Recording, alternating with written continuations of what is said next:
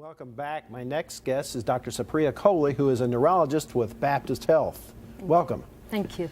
Now, I teased a little bit about epilepsy and seizures. Is it the same thing or are they something different? Well, a seizure is an abnormal electrical discharge in the brain.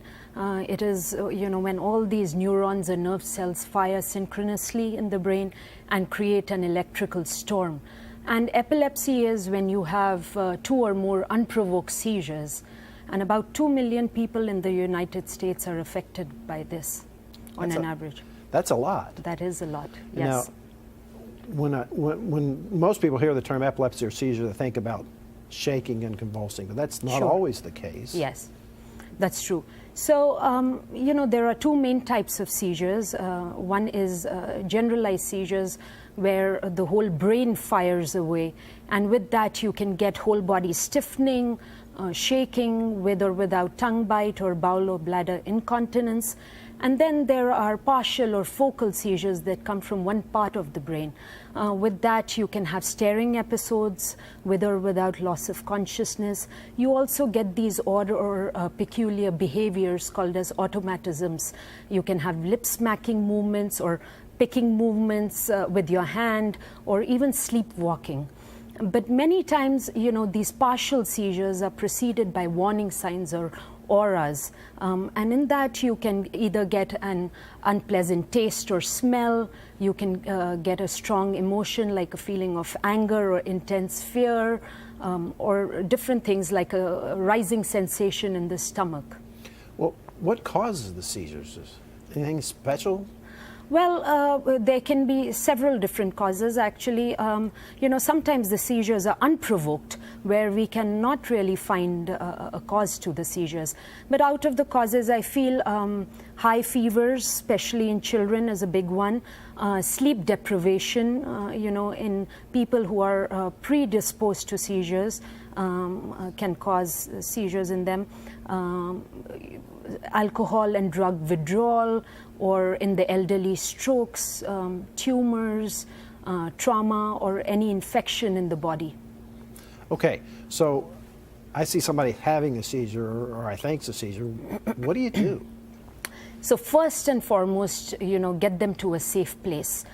So if they are standing up, make them sit down, or lay them down, preferably on their side, and never ever put your finger in their mouth, to clean their airway, because they will bite down on your finger.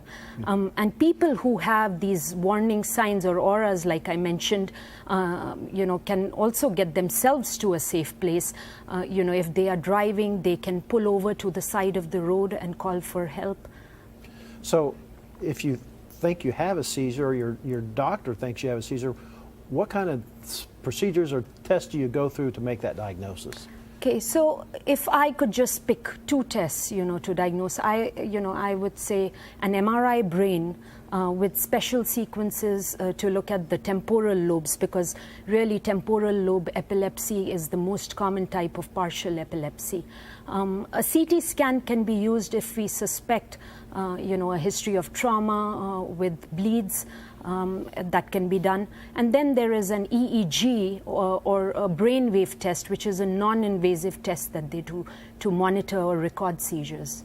And if those are abnormal or consistent with epilepsy, and I started to say seizure disorder, what do you call it? Do you call it a seizure disorder? Do you call it epilepsy? Or like I said, if they've had 2 or more unprovoked seizures, meaning we haven't really found out a cause for the seizures, we could go ahead and call it epilepsy. Well, somebody have epilepsy, treatments, is it all medicines, or are there other new things?